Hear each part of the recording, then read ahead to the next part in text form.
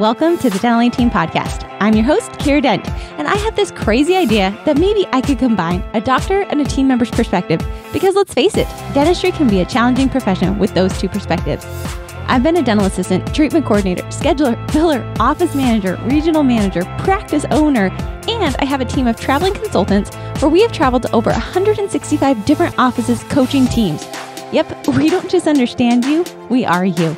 Our mission is to positively impact the world of dental, and I believe that this podcast is the greatest way I can help elevate teams, grow VIP experiences, reduce stress, and create A-teams. Welcome to the Dental 18 podcast. Hey, Dental 18 listeners, it's Kiera. And you guys, for today's episode, I wanted to let you know, I just did a podcast with Art Wiederman, and he is currently working with Eide Bailly. If you guys don't know Eide Bailly, Scott Haberman is my favorite CPA over there. Let him know we sent you. He is one of the quickest, fastest responders. I love him. And he connected me with Art, who has a podcast called The Art of Dental Finance and Management. So I wanted to just share with you guys this podcast. It is a longer one, fair warning, but I go through 7 tips. Guys, it was rapid fire on me. So I hope you guys love it. As always, thank you so much for being a Dental 18 listener, and I'll catch you guys next time.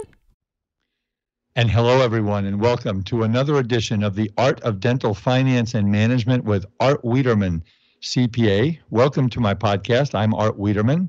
I'm a director in the dental division of Eide Bailly CPAs, and I'm very excited to have you with me today. And we're recording right around Labor Day. And believe it or not, folks, we're 2/3 of the way through this year. And I'm sure many of us would like to see this year come to an end. But I will tell you that we've got a lot of great things that you can do in your dental office to get to the end of this year and to go to 2021. And what I've been doing during the COVID-19 pandemic is a couple things. We've been talking about, the PPP and EIDL programs and everything that the government has put out there. And as soon as we have an update as to what the government's going to do, which we're hoping is going to be sometime right after Labor Day, we'll do a show on that and bring you up to date on that. But what I really want to do is I want to provide you resources of the best people in dentistry, the best coaches, the best advisors in dentistry, to give you great information. And we have one of the best in the country today. We have Miss Kiera Dent, who has a company called the Dental A-Team.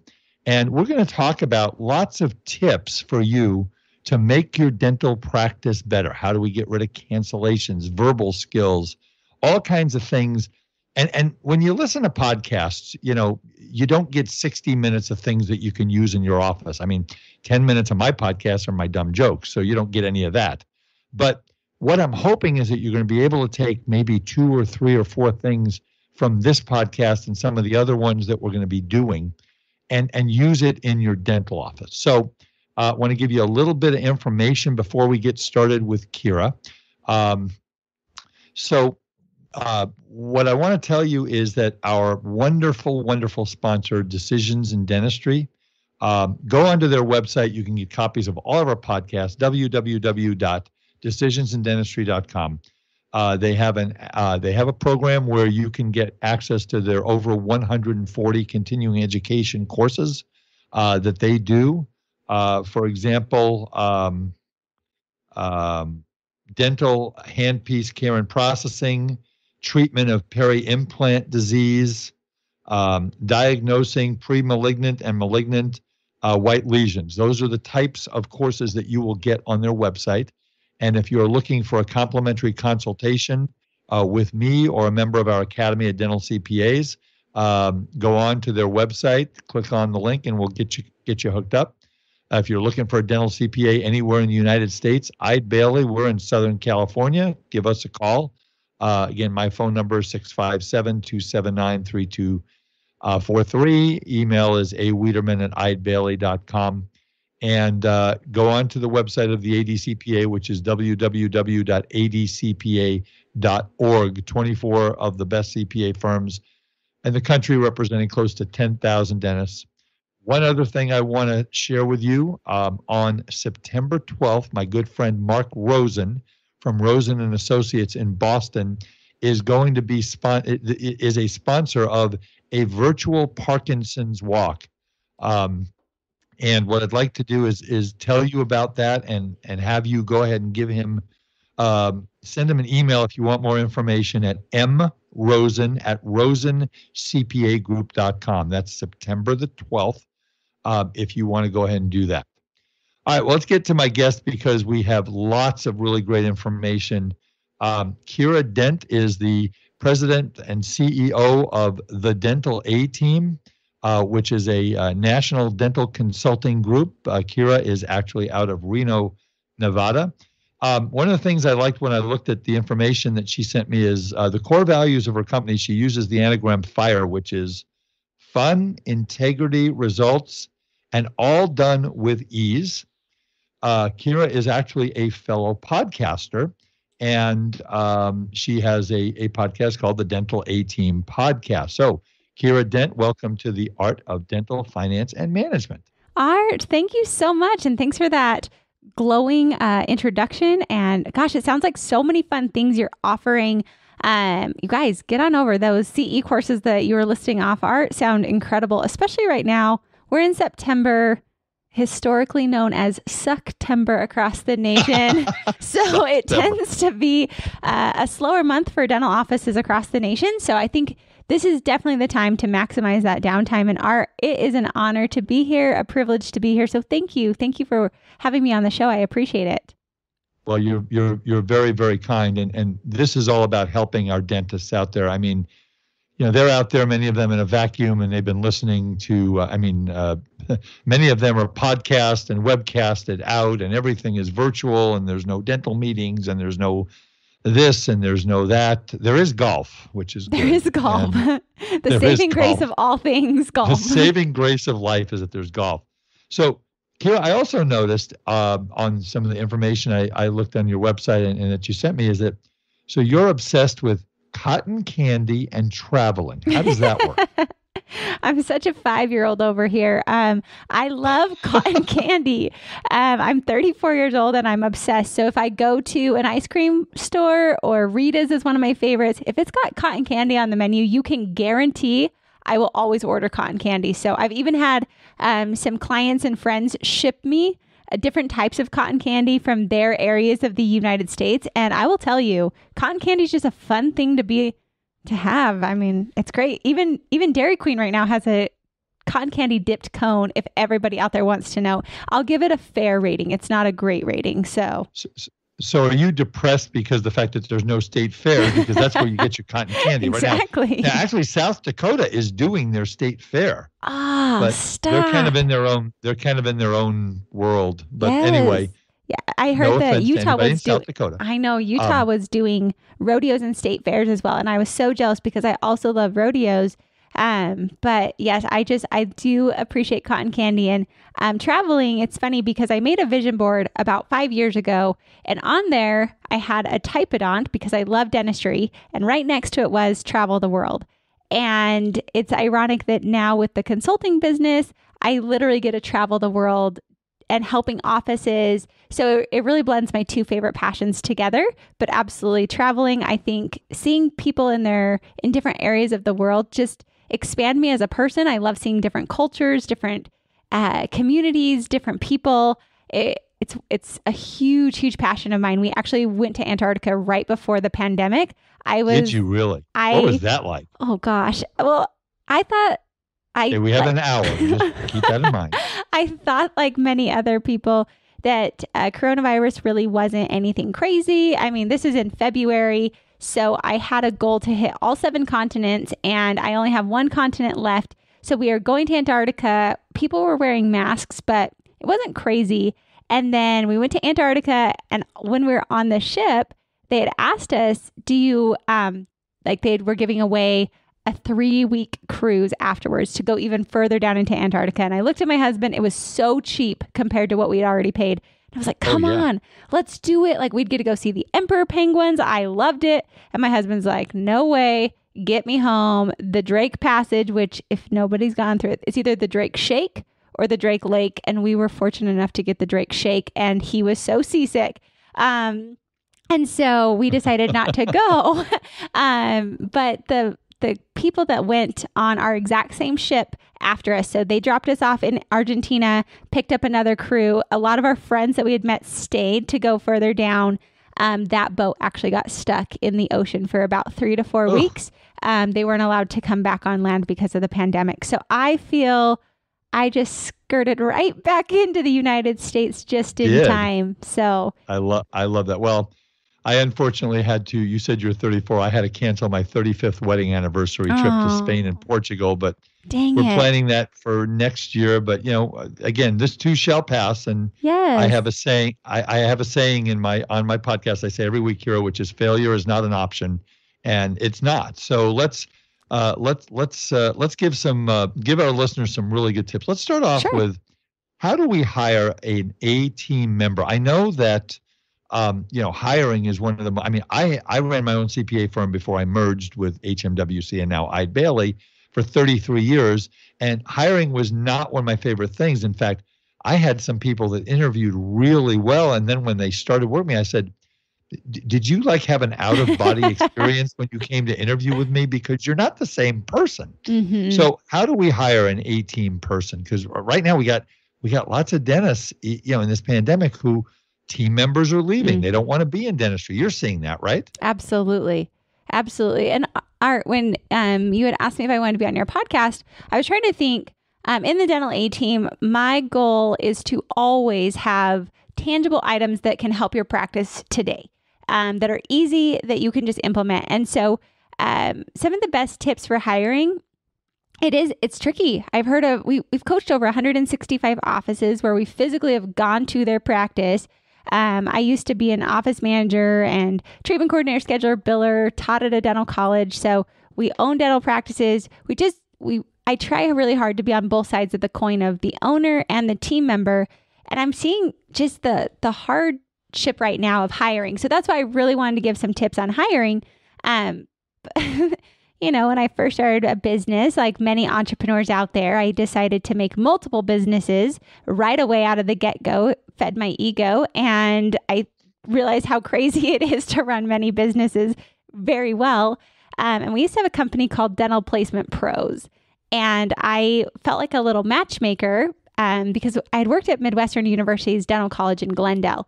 And so I had all these dentists that needed jobs, and I knew all these doctors who needed associates. So I thought, fantastic. We're going to start this cool company called Dental Placement Pros, and we're going to match them together. Well, what I will say is that company was not a good company to do, but it taught us a lot about how to hire and hire really, really well. So I've hired hundreds of people, all different positions. And what I would say, the best tip that I can give you right now, well, there's a couple, but the first one is write a really, really, really good ad. I think often we forget that writing a good ad is the first impression of your practice, and also it's what's going to get you results. So Art, I can do a podcast analogy since you're a podcaster as well, but I've noticed, and I'm sure you have too, it does not matter how good my content is on the podcast. What matters is what my title is. So if I have a really good title, people will click it and download it. It does not matter. I can have the best material, but if my title is crummy, nobody clicks on it, or it has less downloads than the really good ones, right? You're right. So I think I'm going to start every podcast with how you can get more money with, that would get their attention. It would. Right? You're exactly right. So when I have a girl who actually has a master's in writing, and the reason I chose her to write my podcast is because she writes really good titles for me. And so it's the same thing with your resumes, or people looking for it. They're going to click on ads that are eye-catching. So I write really, really, really unique titles for ads, and also I write really unique ads. So for example, the title could be Rockstar Dental Hygienist Needed, or Superstar Office Manager Needed for Growing Practice. And I capitalize the superstar because if you go look on Indeed or Craigslist or ZipRecruiter, most of the ads for dental hygienists say dental hygienist, dental hygienist. Yeah. So how on earth are you supposed to stand out amongst hundreds of offices wanting the same thing? So I think of hiring right now, everyone's zigging. How can you zag? So make a fun title. Create a super sexy title, a super fun title that someone's going to click on and then write a really good ad to back it up. Because in my mind, it like what you just said, looking for a rock star hygienist. In my mind, when I read that, I say, "Wow, that sounds like they're fun." Mm-hmm. It sounds like they've got a killer office, and they're looking to add another really great team member. That's what, when you said that to me, that's what I first envisioned. So that makes a lot of sense. Fantastic. I'm glad. Thank you for that confirmation on that, because I found that you have to get people to click your ad. That's the first thing. So you've got to post ads. And I will tell you, I don't know what it is, but Monday nights or Tuesday morning, I don't know. I think people get ticked off on Monday and decide they're going to go look for jobs. So whatever it is, Tuesday ads tend to perform better. And then also Thursday after, like evening, or Friday morning. Those are my two favorite times to post ads. And a quick little information on how it works. Craigslist, believe it or not, people still come off of Craigslist, but that's a time-stamped post. So pay attention. Most people post in the middle of the day when they're thinking about it. So they're going to post at, say, 12 o'clock. Well, that gets lost in all the ads. So be strategic when you're going to post. So I like 6 a.m., 5 a.m., 5, 6, 7 p.m. That's when people are going to actually be scrolling, looking for ads. So you're actually going to be at the top of the list. So that's one way on Craigslist. And on Indeed is probably my favorite place to hire, but Indeed is SEO based. So if you want a dental hygienist, make sure your ad and your title use the word dental, hygiene, hygienist, all those words a ridiculous amount of times. Your ad is going to feel kind of funny to you, but it's going to show up higher in the search because Indeed runs off of SEO. So that's a huge tip. Also with Indeed, I personally, I actually will typically run 1, 2, or 3 ads simultaneously for the same position, just with different titles. And that way I can watch to see which ad, which title performs better. Which one does better. Exactly. Yeah. So a lot of people just post one ad, but my thoughts are, guys, you can post as many as you want, and how bad do you want to hire? So I like to run 3 ads simultaneously with different titles. And you don't have to put your practice name in there. You can actually write confidential dental practice. So they're not seeing that it's the same ad. But then you can see which one's actually performing. And also a tip for Indeed, sponsor it. And then a lot of people they'll change their ad, but they never repost the ad. And what happens is the date. So let's say it's today, it's right before Labor Day. I'm post an ad and I don't get anybody. And now it's September 14th and then September 21st, but I'm changing my ad title. What happens is people won't click on your ad because your original post date was 9/7, not 9/14 or 9/21. So they don't think it's as relevant. So you have to post more regularly. So I typically will post 1, 2, or 3 ads simultaneously. And then I also will make new ones 2 or 3 times a week. So when I go to hire, I'm aggressive and I'm consistent to make sure that we're actually getting people to come in. And then I'm watching to see which ad performs or doesn't and shut it down. And also on Indeed, I do sponsor all of my ads because the sponsor ads will show up higher. And my thoughts are, if I'm going to hire, let's get it done. Let's not have this take a long time. So let's, that's fantastic information, but I want to take this to the next step. Now we get the candidates. They come in the office. Okay.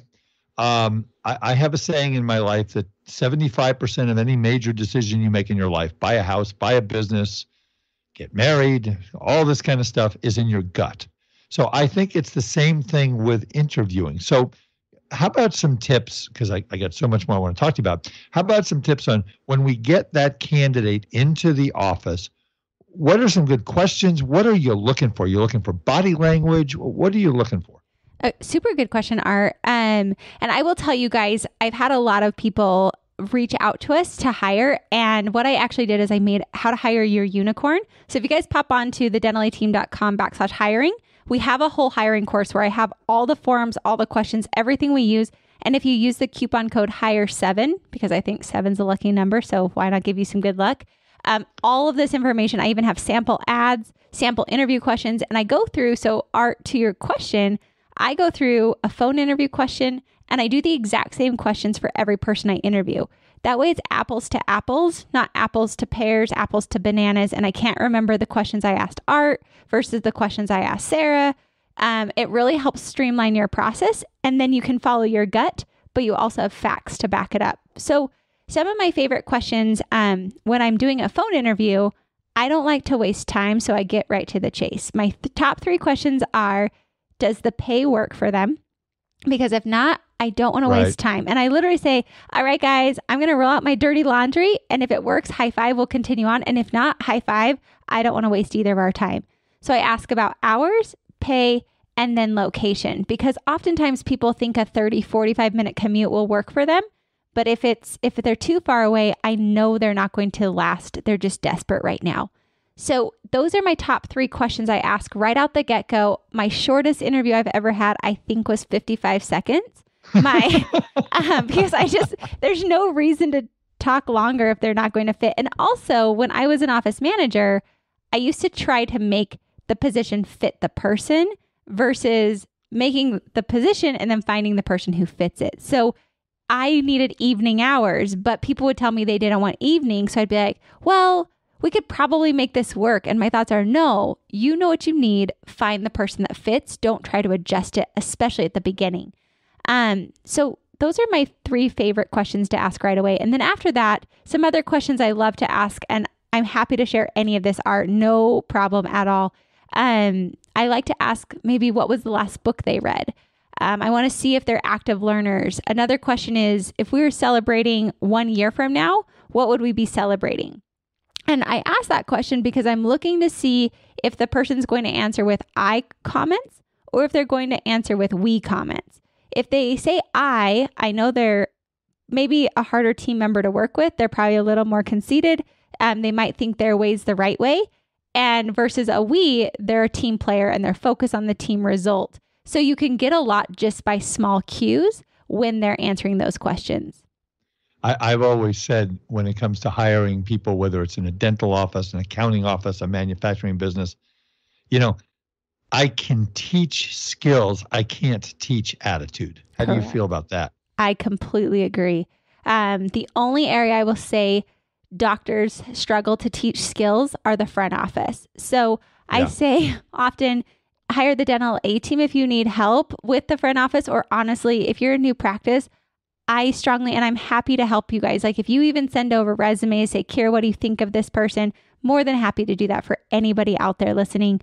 If you don't know the front office, because hiring, if you're a brand new practice, hiring a really strong office manager or biller or outsourcing those tips or those projects, I guess, that's going to help you because that is a harder skill to teach. But absolutely, personality, their attitude, all of that, like hire for culture. Don't hire just based on their skill set either.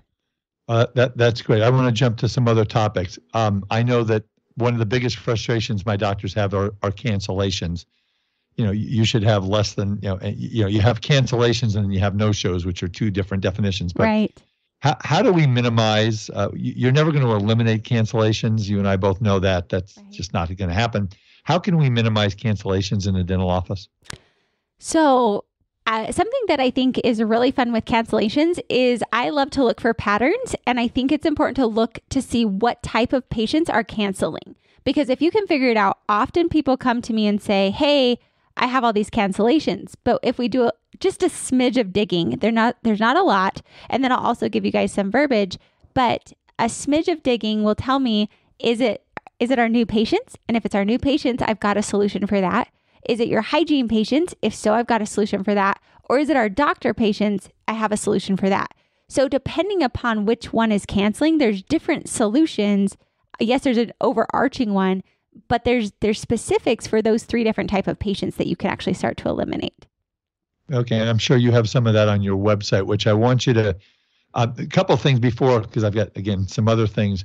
Number one, I want to share that Kiera is going to be participating, and I think she's one of the featured speakers in a women's dental summit. I think it's in November, if I remember correctly. Yeah, that's our sister company. So talk about that. Yeah, you got it. So I am a partner in Women Dentists Connect. Dr. Summer Casmel and myself, we created the company Women Dentists Connect. And it is a company towards women professionals in the dental field. So it doesn't just have to be dentists. It can be treatment coordinators, office managers. It can be spouses. Anyone who's a female in the dental industry, we want to connect with you. And so November 13th and 14th, because hey, it's 2020 Art. Why don't we throw an event on Friday the 13th? Like, that's what we're doing this year. Why not? Why not? How much worse can it get, right? Exactly. So on November 13th and 14th, Summer and I will be putting on an event where we're going to talk about mom guilt. We're going to talk about systems and structure, accountable teams. We're going to also have a really cool speaker lineup with Dr. Desiree Yazdan, who will be teaching how to grow your practice through social media. She has 165,000 followers on social, and she's grown her cosmetic practice from that. We have Dr. Mark Costas, our one male speaker at the event. He's the DSI owner and one of my partners. We also have Aaron Elliott, Dr. Aaron Elliott for sleep apnea. We have Dr. Amanda Wilson, and she's going to talk about how to incorporate ortho into your practice.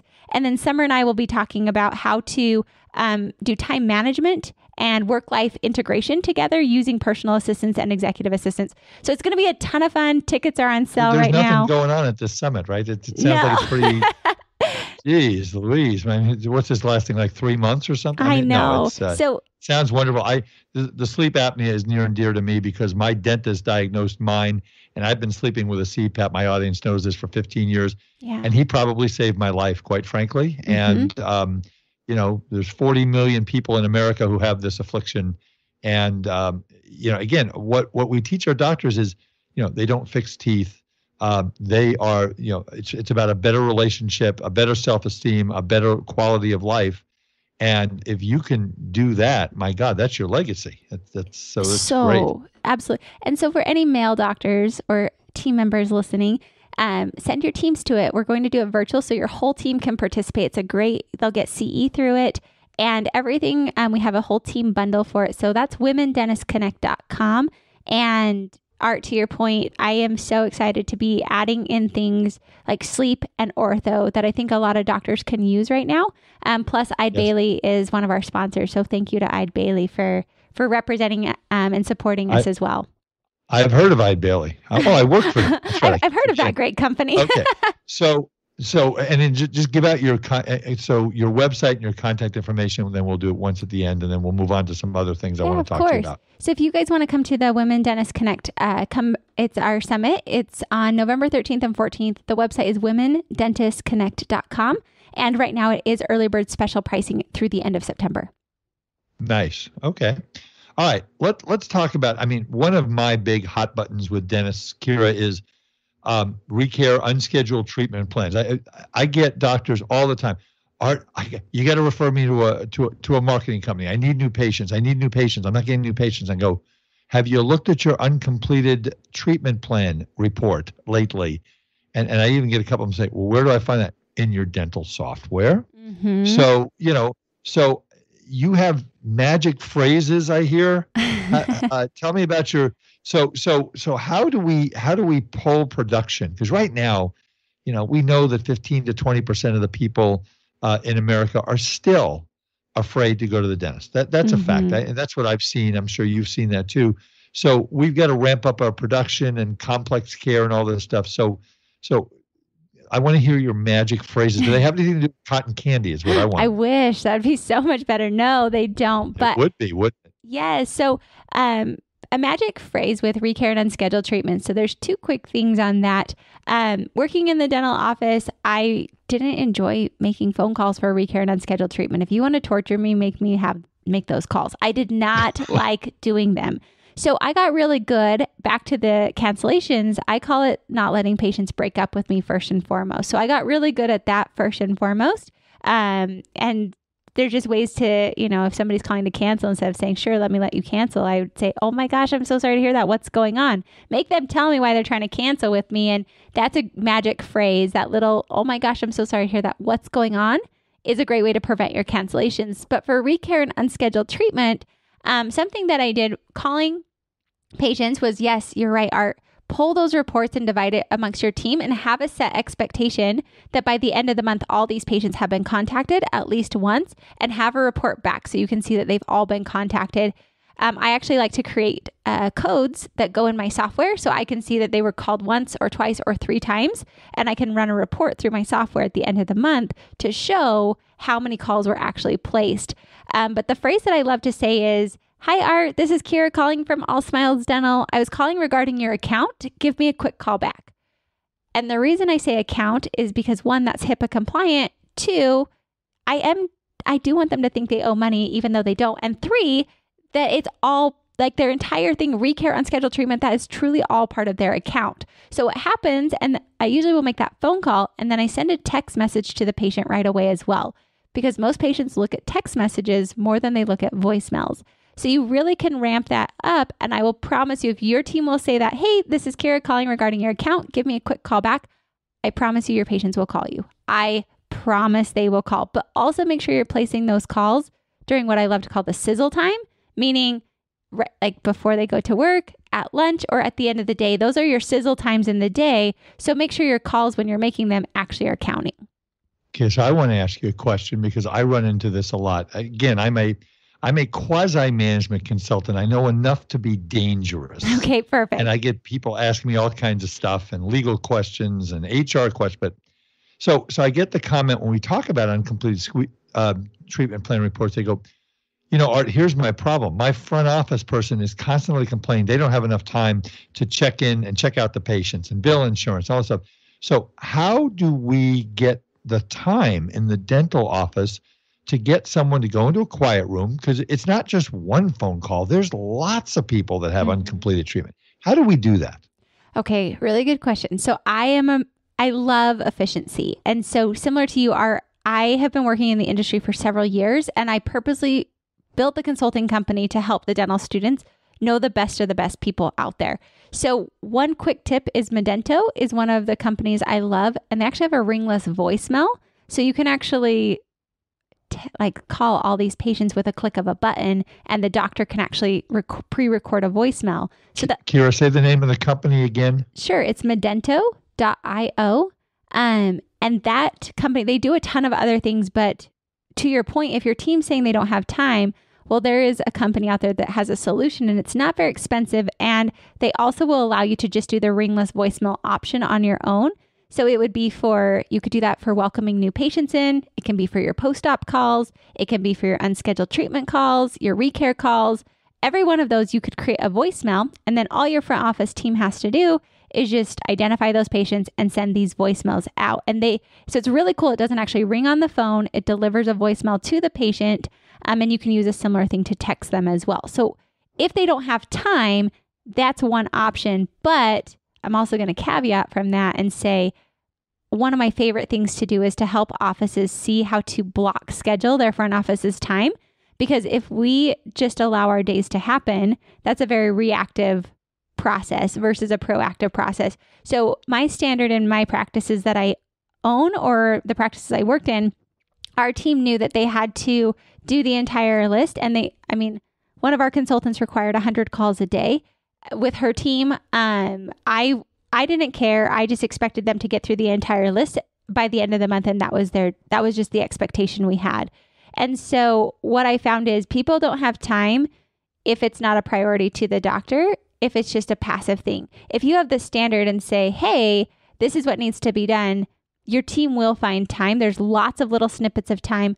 I also am a real big believer of admin time for all front office. So at least 1 hour of quote unquote uninterrupted quiet time per team member every single week for the front office especially can really help bring that AR down, get those unscheduled treatment calls, like actual calls to them, get those recare calls made. But again, if your team really truly is struggling, maybe you've lost team members, Medento is a phenomenal efficiency way that will free up more time for other things. How do you spell that? That's Medento.io. So Medento.io. It's a huge efficiency saver for you guys. And they're one of my favorite companies out there. I'm really picky on companies. And does it sound like they're calling from your dental office? Yes. So Art, if you were the dentist, you would actually record a voicemail. So you would say, hi, this is Dr. Art. I was calling. I noticed you weren't scheduled for your treatment. I'm concerned about getting that taken care of. I'd love to see you next week. Give us a call back. So literally, Art, you create the voicemail as the doctor or the hygienist, and it will automatically go to their phones. So it's a computer system that takes your voicemail and calls all these people. I see. And it doesn't actually ring, like I said. So you know how sometimes you travel and you're like, why do I have a voicemail? Like it didn't even ring. That's exactly what this software does. Hello, Dentally Team listeners. I am so excited because we have truly been fortunate and blessed to work with so many incredible practices across the nation and globe. We have what is called our Platinum practice, and that is super popular. And this quarter, we are only bringing in 3 new Platinum practices. This is an area that is going to grow you exponentially. So give us a call. We only have limited space. I said only 3 this quarter due to popularity and demand. So let's get you in as a Platinum practice this quarter. There you go. Now, I know that you have we were talking about, you have a trick that will allow dentists to increase case acceptance from 50 to 90%. Because I will tell you, I use, some of the dental metrics programs like you do, like you and I were talking about, and it tells you what the case acceptance is. Mm-hmm. And, most doctors' case acceptance, I think is, probably not your clients, but most of the doctors out there are probably in the 30 to 50% range, mm-hmm. if that. I don't know if that's what you've seen. So you have a trick that will allow them to go from 50 to 90%. All right. So how does that's one I'm all ears. Fantastic. Well, and for today's podcast, I really wanted to just give you guys 5 things you can do today to change your practice. So I don't care if you take 1 or 5 but just do something. So this one, I actually tested it in quite a few offices and I was gracious. I actually took the practice from 50% to 100% in one day implementing this. And so it's just a consistency and we call it I need to come with a better acronym, but it's NDTR. So one office called it the neuter, and that just sounds so ridiculous, but hey, you won't forget it. You can remember it by New Dentist, Tough Road, North Dakota Totally Rocks, Never Date the Rookie. I don't care what you choose to remember it by. Never Date the Rookie? That came from a Chicago office. So I've heard all the ways to remember this little acronym, but if you will, so doctors, I'm going to teach you just a quick way to help your patient say yes, and then it becomes the perfect handoff for your back office to your front office, and it will literally increase your case acceptance because the patient actually knows what they need to come back for. So N actually stands for the next visit, D stands for the date range to return, T stands for time needed, and R stands for recare scheduled. Okay, so I've even had offices buy stamps and get them on Vistaprints and stamp them on their route slips. If you have open dental, you can just pre-put this on there and highlight it. It's a really, really, really convenient way. So doctors in your exam, let's say Art, I'm your doctor, okay, and you're my patient, I would say to you, okay, Art, so I've already done your comprehensive exam. I've told you you need to get a crown done, you need some fillings done, and you need your SRP. Well, doctors, you've got to prioritize which one's first. Art needs to know with complete clarity what he's coming back for, because one of the number one reasons I found as a treatment coordinator, my treatment plans I started out doing, your $1,000, $5,000 treatment plans. And when I ended in a practice, I was doing $50,000 to $80,000 treatment plans. I was doing implant cases and I had an 85% success close rate on those big treatment plans same day. And what I found is when people would come in, the reason that they would get confused is because the doctor wasn't clear of what they needed to come back for, or the doctor made it very wishy-washy of if you can get it done, great, or let's get this done as soon as possible, or I'd really like to see you soon. And what I started figuring out is soon is very different and relative for each person. Soon for Art might be tomorrow. Soon for my mom, because she hates the dentist, is never. Or somewhere in between. Exactly. And so what we found is if you do this next visit, date, time on all of your exams, your patients have clarity and your case acceptance will increase. So for the example, Art, you've got the crown, the fillings, the SRP. So if I was your doctor, I would say, all right, Art, so we're going to get you started. I want to start in that upper right with that crown. That's where we're going to start. And I'd like to see you back within the next 2 weeks. And I'll need about an hour and a half for that appointment.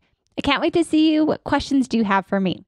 But right now, Art, you know exactly. Crown, 2 weeks, hour and a half.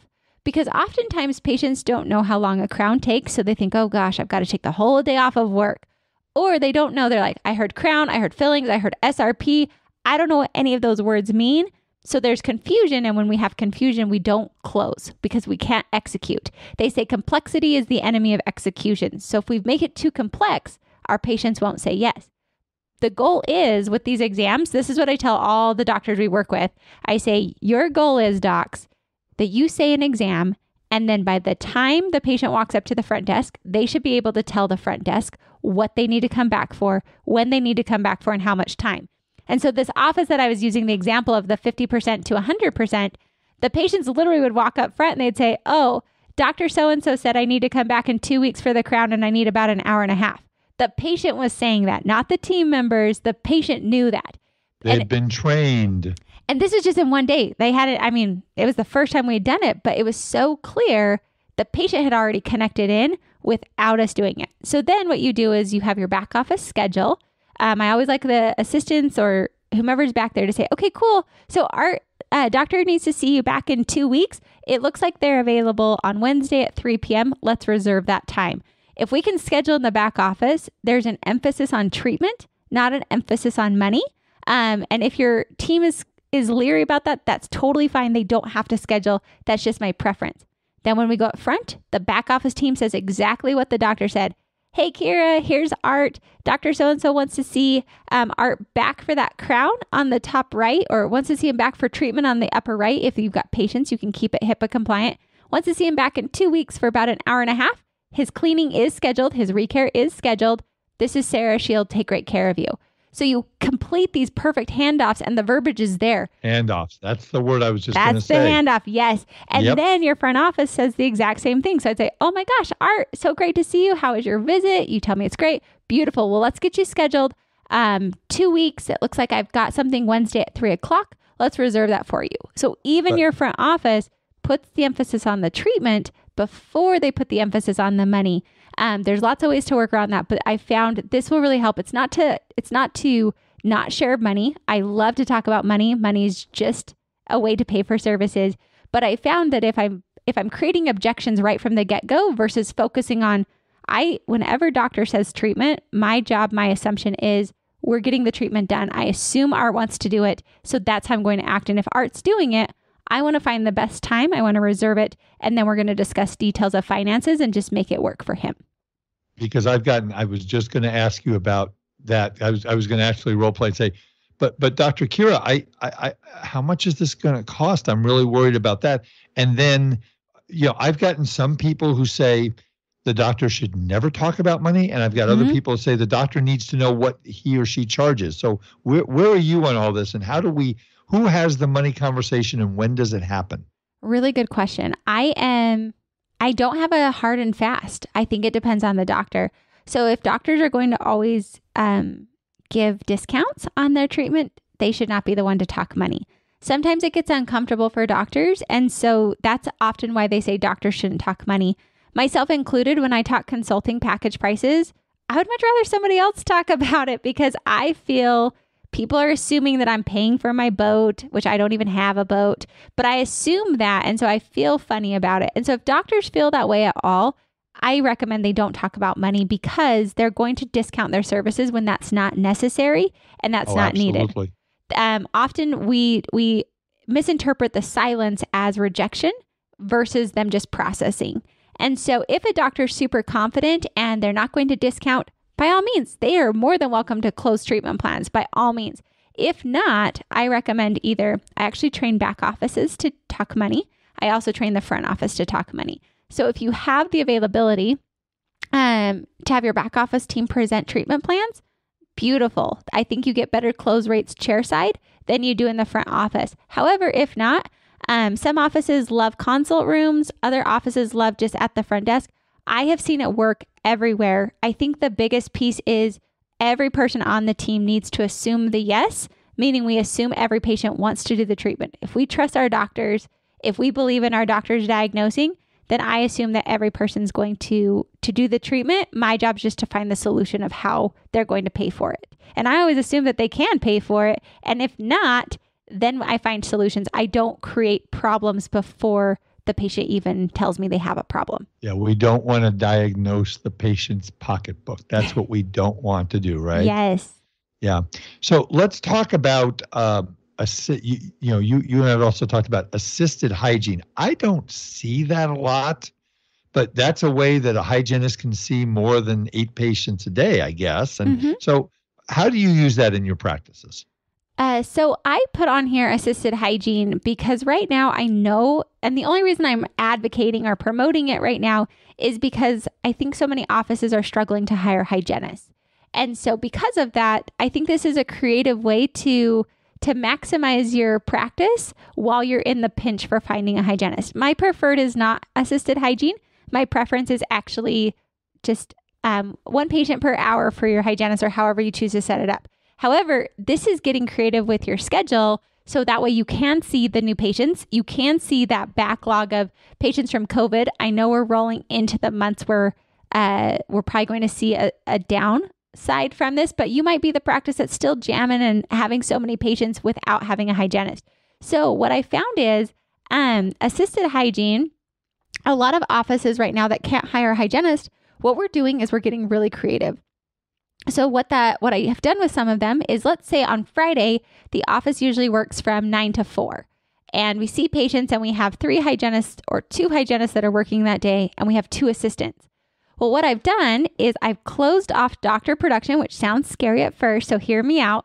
If I close doctor's production at say 12 o'clock, that opens up 4 more hours because we're going from 12 to 4 more hours where my 2 or 3 hygienists, let's say we have 2, my 2 hygienists, we could actually open up 4 columns of hygiene by using our 2 assistants because our assistants can help take the x-rays. We can have our doctor just doing exams, but we could actually open up about, if we had 2 more columns and we had 4 days, 4 hours, that's 8 more appointment spots just in one day. Well, some doctors get really nervous to close off. That's 4 hours of doctor production.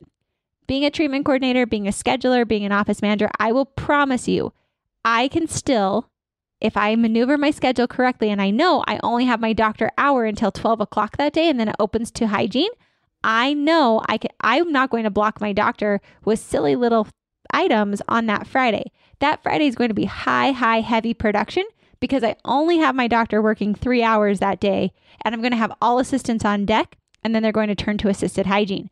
So that is where I love to bring in assisted hygiene. It doesn't have to be for a full day. It doesn't have to be all the time.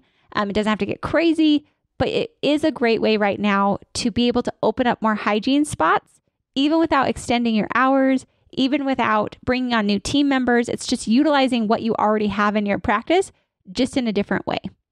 So what you're doing, you're giving up maybe 3 or 4 hours of doctor production time.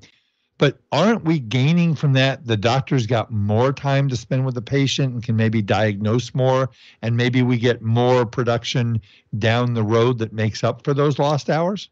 For sure. I think a lot of doctors might say with assisted hygiene that they won't have as much time because they're seeing 4 exams per hour versus seeing the 2 exams per hour. However, you're not seeing any patients. But what I will say is hygiene feeds the doctor's schedule. So what we're doing is we're opening up more hygiene patients to feed that production schedule later on.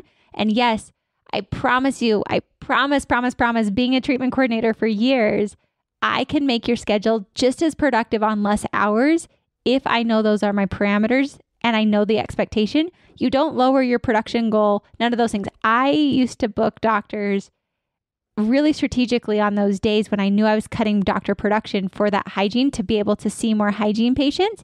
It really, you're exactly right. It allows for more production later on because we're seeing more hygiene patients. And docs, you're not doing any production, so you really are just doing 4 exams in 1 hour. You do have more thorough exams.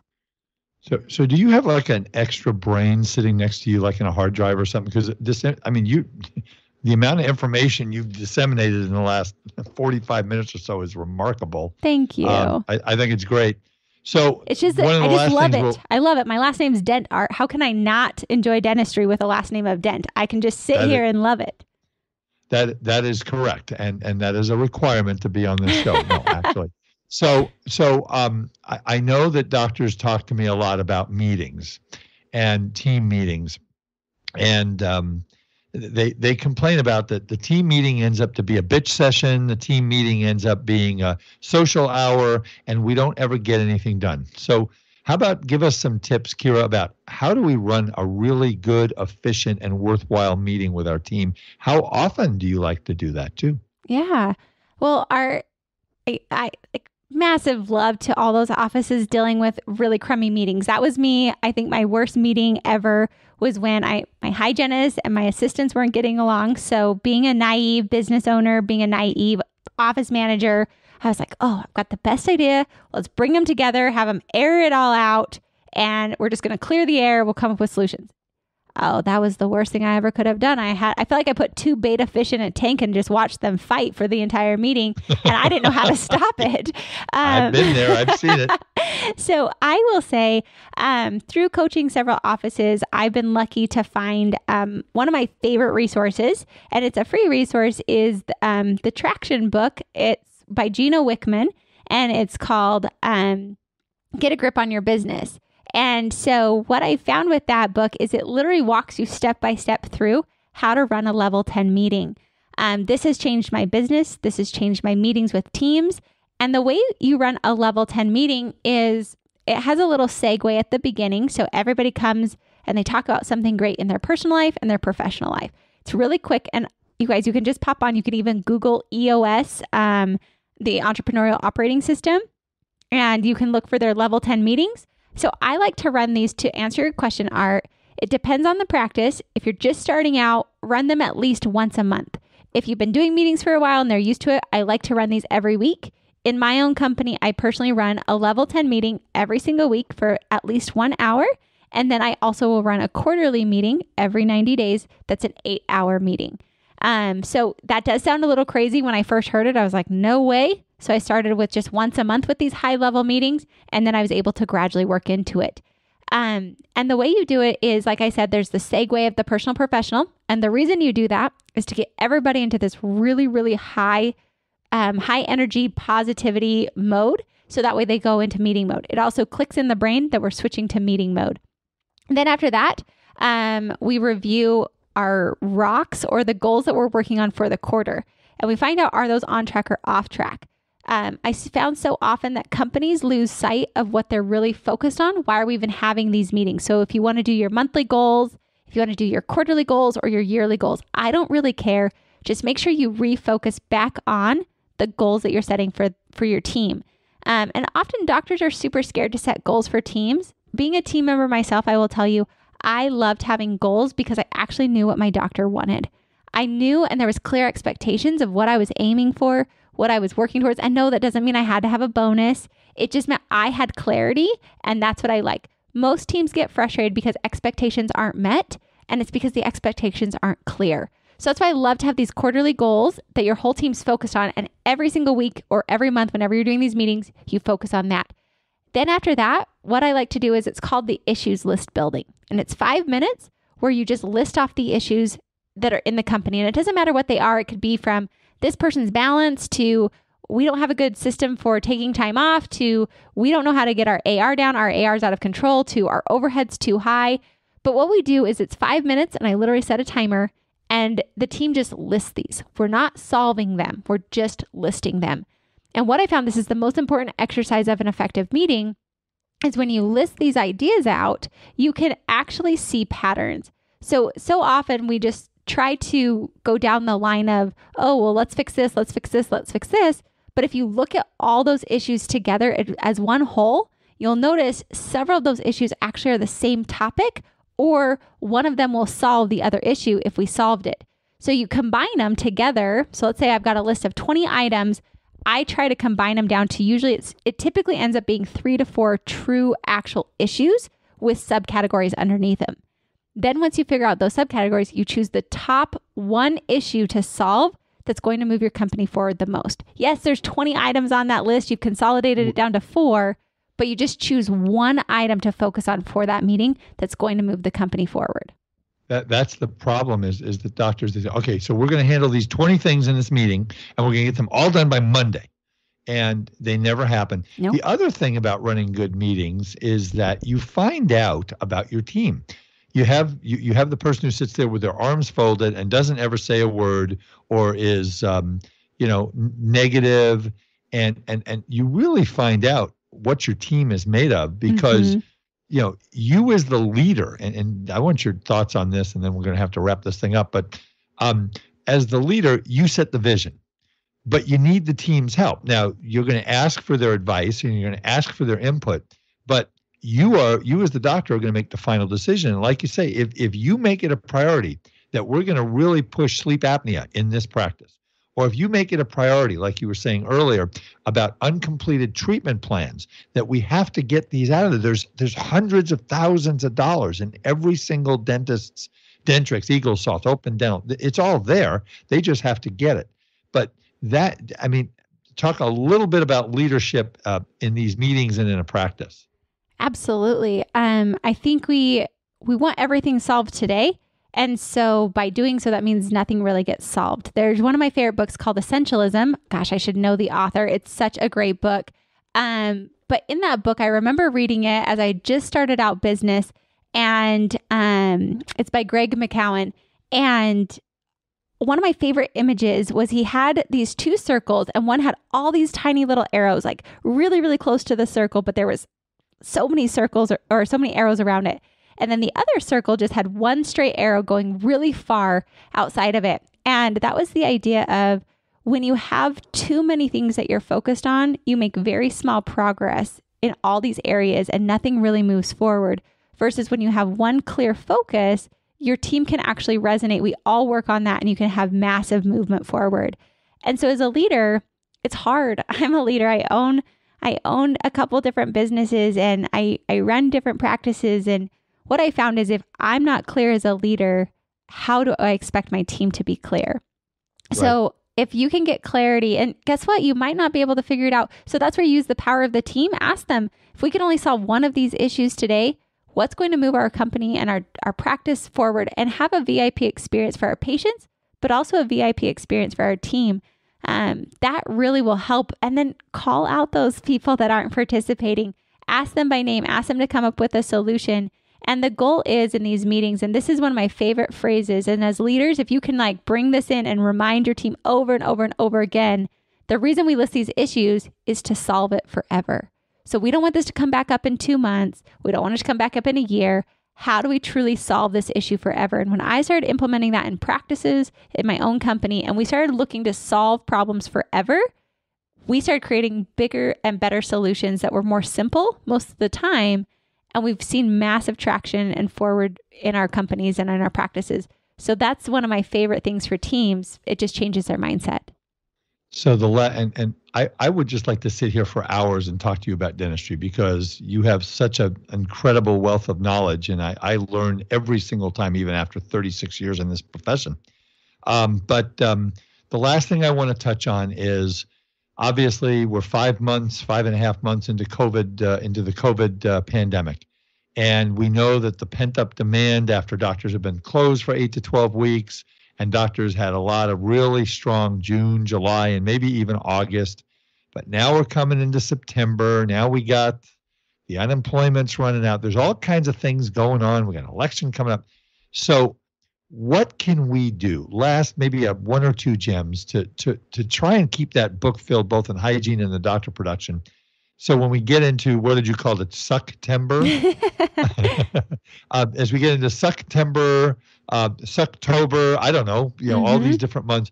What can we do to keep the momentum going? And then we'll call it a podcast. Yes. I am really big on whatever you believe is what you're going to create. So if you think it's going to be a September, it's going to become a September. And making sure as leaders that you are crystal clear and optimistic for the future, so your team will follow you. Extreme Ownership is another one of my favorite books. And they say the leader at the helm is your team's a direct reflection of that leader. So helping your team really see that we can do it, and then having them create and collaborate with you is going to help a lot. So ask them, guys, our problem is that our hygiene schedule is not full. What can we do right now? In my coaching calls, I just talked to an office manager last week. And so we are creating lots of different ideas through social media strategy, through marketing strategy, because her recare list, she's a rock star office, and they have I think 50 total people on her entire unscheduled list, because we've been working for 2 years to get that list down.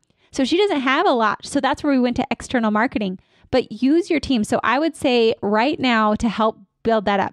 Number one, you don't have to go for external patients. Look inside. Get the referral process going with all the people that are your raving fans, and maybe do giveaways during September and October. Also look to see, I can't tell you how many family members are not scheduled in your practice. That is a huge wealth. And you can ask them like, hey, what other family members can we schedule for you? Notice I'm not asking, do you have other family members? I'm saying, what other family members can we schedule for you? That's going to help build that up. And then really making sure, it's crazy because when your patients come in, make sure you're giving them VIP and looking for ways to do same day treatment. My first practice that I owned, we took from 500,000 to 2.4 million in 9 months. And everybody asked me how we did it. And there's a lot of factors, but one of the biggest factors was we were incredible on same day treatment.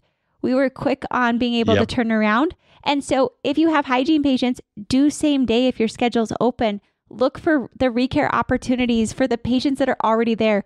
People always think they have to get on their call list as soon as somebody cancels. And what I've told them is so often, if you just look at your schedule that day, there's so much dentistry that can be done. There's patients that don't have their cleaning scheduled. And it's crazy because you think you've got tight systems, but all of us have holes in our systems.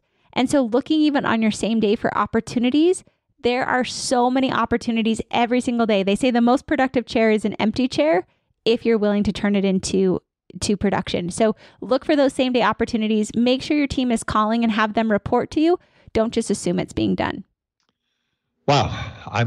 My head is about ready to blow up. I'm telling you that this is just, we're approaching 100 podcasts, and this is one of the most informative ones that I've ever had. So thank you so much for all that you gave our listeners today. So thank you, Art. First of all, tell us, how do we listen to your podcast, Kiera? Yeah, come on over.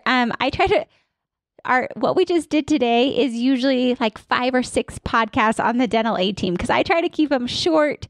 And so that way you get the topic of treatment planning or the topic of cancellation. So yes, I agree. Art, as you were asking me questions, I'm like, gosh, guys, I hope your heads are not spinning too much, but take action, even if it's just one thing. So pop on over to the Dental A Team podcast. We do it purposely to help your teams grow as well. So it's geared for teams and doctors to help you all reach higher levels. How often do you publish? We do 3 podcasts a week. So Tuesday, Wednesday, Thursday. Art's Eyes just got huge. We have so many team members that listen on their way to work, offices that will do raffles. So they'll say, hey, for these 2 weeks, we're going to ask 3 questions, and whoever gets the most right wins a prize. It's really fun. Do you ever sleep? I have a question. Do you ever sleep?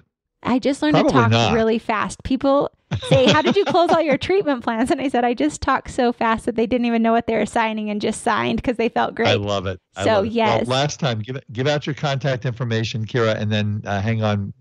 I'll give my exit, and then we'll call it a day. Yes, absolutely. And thank you again, Art. So if you guys want more help or free resources, anything we talked about, pop on over to thedentalateam.com. That hiring course was thedentalateam.com/hiring. Use coupon code HIRE7, or you can always email us hello@thedentalateam.com. I love it. Kiera Dent, you are a gift to the dental profession, and you have young energy. I'm so glad to have gotten to know you a little bit today, and I hope, doctors, that you take this podcast. Maybe you give it to some of your team members to listen to as they're driving to and from work, because it's got a lot of really great information. And thank you so much. I really, really appreciate it. Yes, thank you. Appreciate your time. So again, folks, if you want to get a hold of me in my office in Tustin, that's 657-279-3243. In addition to that, email me at awiederman@eidbailey, that's EIDEBAILLY.com. One thing I didn't point out at the beginning, I want to point out here. Our next podcast is going to be up on the 16th. This one will be up on September 9th. On the 16th, we're going to have a special podcast on the research and development tax credit, which is a big, big deal. We can get a lot of you tens of thousands of dollars in federal and state tax credits if you're doing new procedures and everything, new procedures, new materials. So I had a doctor, one of my long-term clients, that said, I'm going to go ahead and send in the information because we're using lasers for a bunch of new things. So what you want to do, doctors, is go onto our website, which is www.eidbailey.com/dental RD. That's /dental RD. And you will be able to click on and fill out a questionnaire that will allow us to take a look and see. Now, this credit is not for everybody.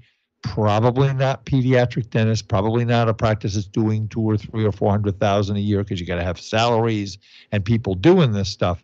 But it is a humongous deal, and we have a whole group at Eid Bailey that does that. And we got one of our clients, big prosthodontic group, over 4 years, almost $400,000 in tax credits. It's really fun when you're doing these amended tax returns. Go to decisionsindentistry.com, our partner. Click on if you want a complimentary 30-minute consultation with a dental CPA, either myself or one from the Academy or one from Eid Bailey. We're all here to help you. And go to our website for the Academy of Dental CPAs, www.adcpa.org. Make sure you go to M. Rosen at mrosen@rosencpagroup.com if you'd like to register for the Parkinson's virtual run that Mark is sponsoring, and it's so wonderful that he's doing that.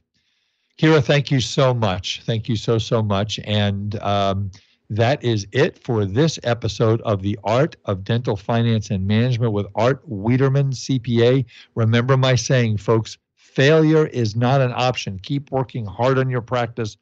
Dentistry is going to come out of this stronger than ever. I think Kiera and I both believe that. And we'll see you next time. Bye-bye. All right, Dental 18 listeners, that's a wrap. Thank you so much for listening. And if you love today's podcast, go leave us a review. It takes you 5 seconds, and your review helps more offices, more practices, more team members just like you find out about the Dental 18. Thank you guys so much for being part of my Dental 18 family.